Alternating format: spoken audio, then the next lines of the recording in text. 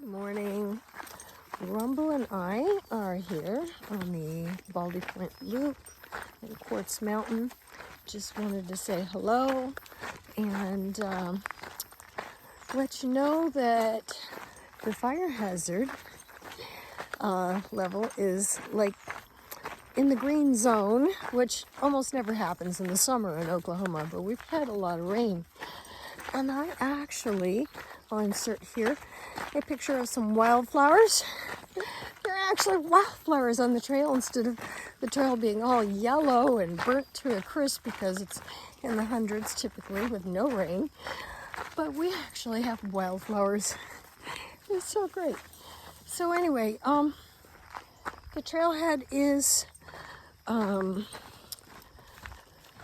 blocked off from the main road. There are some traffic cones. You can just park past them and walk in. You know, it's a nice little dirt walk because it's not like a gravel road even. And that's why it's closed, is because there's a really low point and there's still some water standing there. And people with low clearance in their vehicles are going to have a little issue with maybe getting stuck there. Anyway, I just wanted to share with you that Rumble is completely recovered from his interaction with a porcupine, and for now and forever he will never have free time off of his. He has a retractable leash, and that's what we will use. He's never going to have free time off the leash on trail again because he didn't listen. I told him to leave it. 99% is not good enough. Anyway, if I had a shock collar, that'd be different. But I don't. Electronic collars are great training tools, but when it mattered, he wasn't listening and got him into trouble, and that was like the worst hike I'd ever had in my life because the second half of it was spent,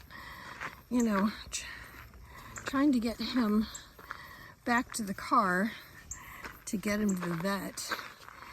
But he didn't want to walk. He just wanted to paw at these quills on his muzzle, which of course was driving them in further. So I would sit there and I'd pull what I could. We'd have a little break, and then we'd walk for a little longer. And I would say I walked and drug him because he wasn't interested in moving or going anywhere. And I didn't have a way to carry him. So it was kind of a bit of a struggle. Reminded me of the time I had a nanny goat that wanted to deliver in the ditch in the snowbank in the middle of a blizzard. Oh my goodness. I had to drag her back in the barn. She'd gotten out. Anyway, a crazy goat. She had twins too. They would not have made it if they'd been born in that blizzard. So, anyway, he's better. He's on his retractable leash, and it's going to stay that way. I was really grateful that even though the Snyder Animal Clinic was very busy, that they worked us in, got it taken care of pretty quickly. I was really lucky. It was only 75. So anyway, we got his nails clipped at the same time. I didn't think about having them clean his teeth. Anyway,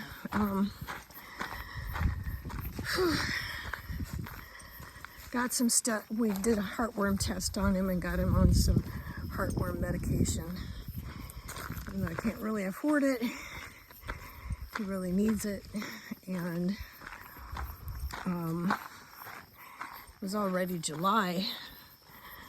And we do a lot of hiking, even though he doesn't spend much time outside. He's always with me when I'm indoors.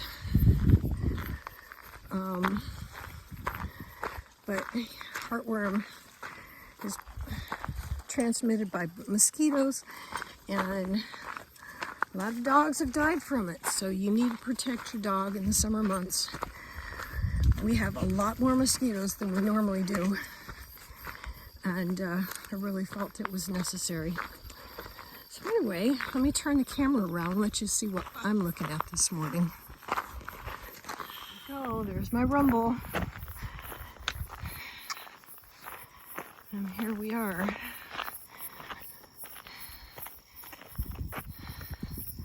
With lots of greenery around us. The sun has just come up. It's the only time of day you can really hike out here.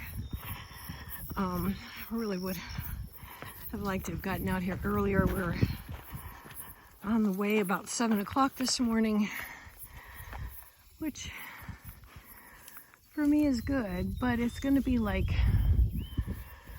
105 today. Really hot. So 77 when we started, and it's going to be 84 maybe by the time we finish, which is about the top of our comfort zone. Okay. So we're not going all the way up to the top, but we're not far. You can see it's right there. With the 100-degree temps, there's a lot of really loose gravel, and I'm just not interested in taking off a few layers of skin today, but it's quite lovely, so I thought I'd share. Okay, so right now you're still fairly close to the top. I don't know, maybe 3/4 the way up. The elevation's not very high. I think it's only maybe 1,800 feet, something like that. I'll have to check. Well, I tell you, it is just a lovely morning out here. We're in the shade. There's a nice breeze. Yeah, it may be getting close to 80 degrees, but you know what? With the shade and the breeze, it's just downright comfortable. And there's the top. And I did look up the very summit of Baldy Point is just a little over 1,800 feet, and we were at 1,757. So we were very close to the top. But the very uppermost part of the soil is extremely dry, and that's why the gravel is very loose and there aren't any plants growing up over the trail. Whereas if you look down here, plants are growing up over the trail, and that helps to make your footing a little more stable. Plus you can zigzag back and forth kind of across them if it gets real steep. But I chose to be on the safe side today. What a glorious morning.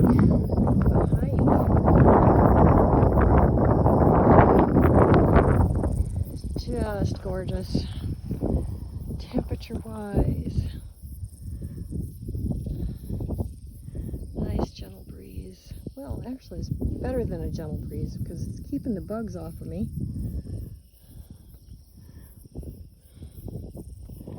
Just had to share it. That's granite over there. Don't pick up any hitchhikers. They have a state penitentiary. Okay, we are now coming up to the north side trailhead, which is off a country road.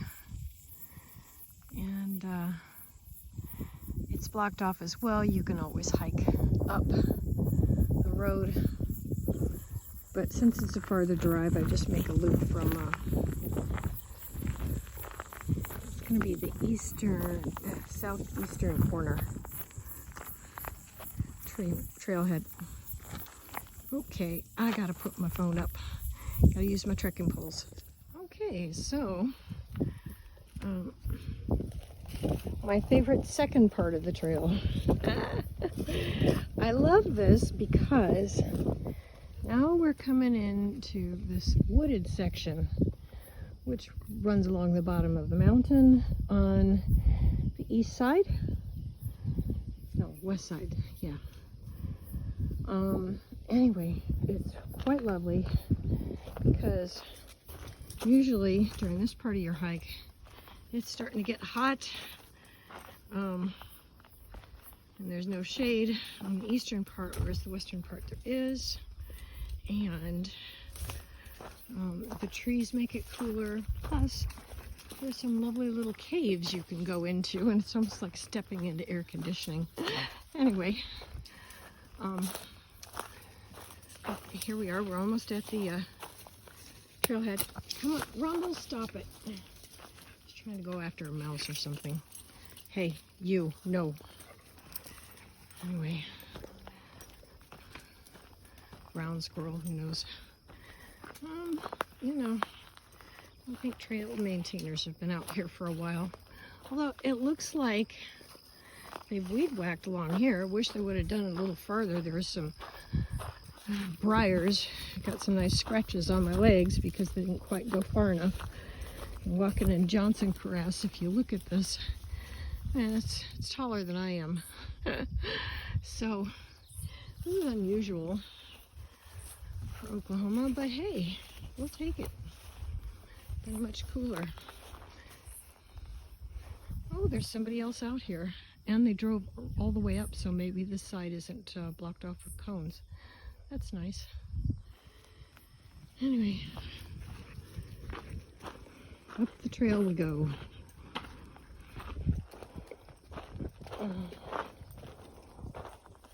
So that is the northernmost trailhead. If you're coming from Altus, it's closer to Granite.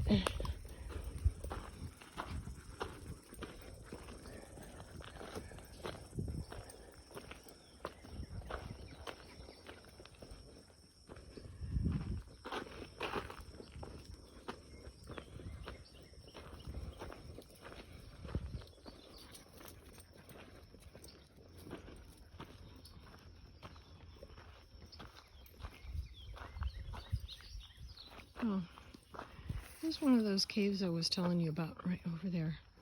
Let's go. I'll take you over here so you can have a look.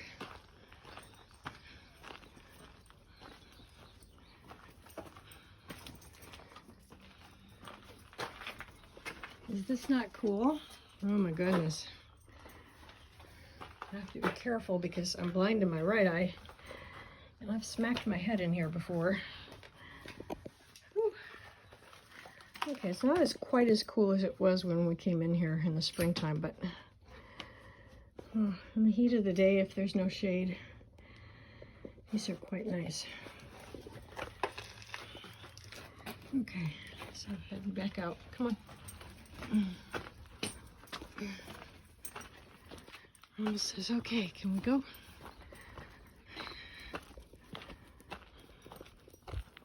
So here's another little cave. Just thought I'd share.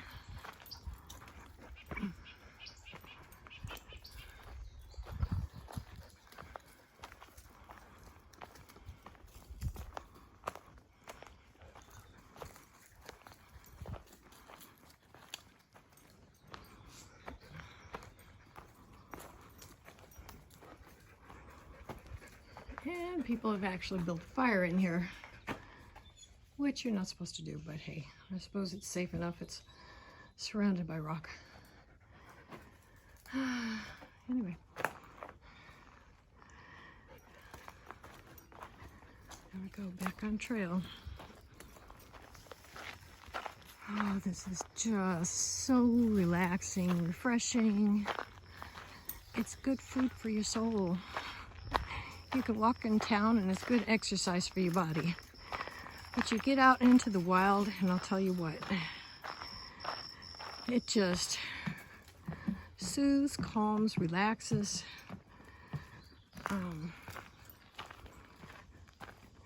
It gives you peace, joy, contentment. At least it does me.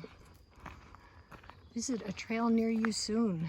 Okay, so we're just about done with this hike, and I thought I'd close it out. I will have to share. I don't have any phone reception here, so I can't tell you any information yet about the bird call app, but I'll try and add it when I get home, or maybe in my car once I have reception. Anyway, I wanted to also share a suggestion.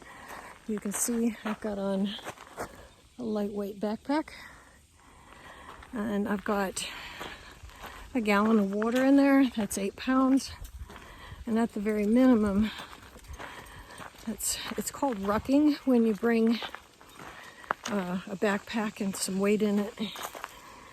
I mean, mind you, this is a very itty-bitty trail. It's only about 1.5 miles.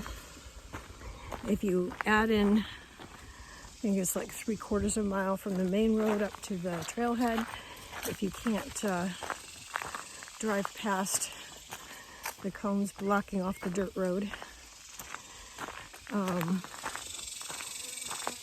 So winds up being a little more distance that way, but I'm just saying, you know, there's farmers' fields right next to the place. It's not really a rugged wilderness area. One of the few places you might not need, you know, emergency supplies, but certainly things like, you know, more rugged areas, you ought to be carrying a satellite GPS. Although, like in the Wichita Wildlife Refuge,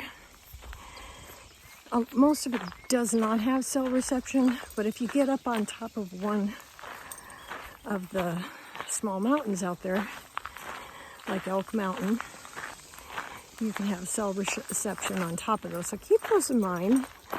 When you're hiking, put your phone in airplane mode so you don't wear out your battery, because it will try to connect to the internet every 3 seconds. And it won't last very long that way. So anyway, that's my suggestions for good hike preparations. My dog is doing his business. Okay. Anyway, I'm gonna say goodbye for today, and hope you join us in the future, because we plan to do many more of these. As a matter of fact, it's been my desire for a few years to hike the Appalachian Trail. I own my house now, so I either need to rent it out or sell it. But I definitely want to take off. I'm not really much of a summer hiker. While I wanted to start it like February 2nd next year, you know, fall, winter, and spring are more of my hiking temperatures. I would rather be too cold than too hot. I had heat exhaustion in the past, and man, over 84, my dog and I, we just start to melt. Anyway, we are back at the car, back at the trailhead, and I hope you all have a great day. Take care, bye-bye. The sound of the birds and the sunlight coming through those trees is just phenomenal. Somebody had mentioned an app that can identify bird calls.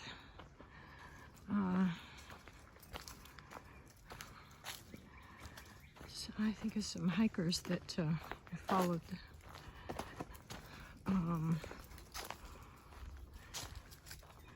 their AT hike this year. Rental and Unicorn. I think their channel is Happiest Known Time. Anyway,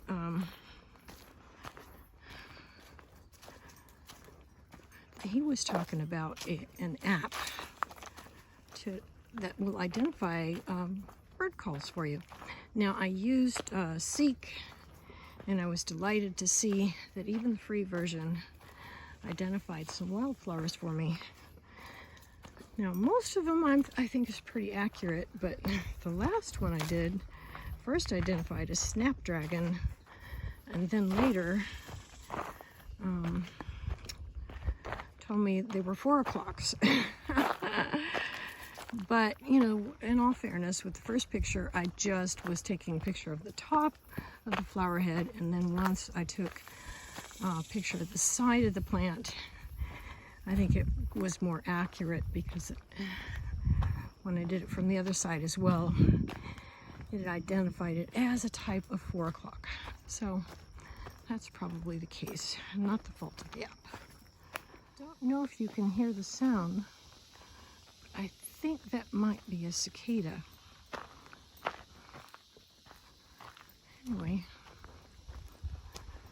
I don't know if that app that identifies bird calls does bug sounds as well, but that would be interesting. Or, you know, there's frog sounds as well. Be interesting to find out. Okay, Rumble and I are at the intersection of the dirt road and the county road. Anyway, I have cell phone reception, and I looked up the app. The name of the app is Merlin, M-E-R-L-I-N, and you download that. It's free, and you can identify some bird calls that way. If you hear the birds calling, I can't see them anymore. My eyesight's not that good, so at least being able to hear their call and know what they are will be fun, and I'll share that with you. Have a great day. Bye.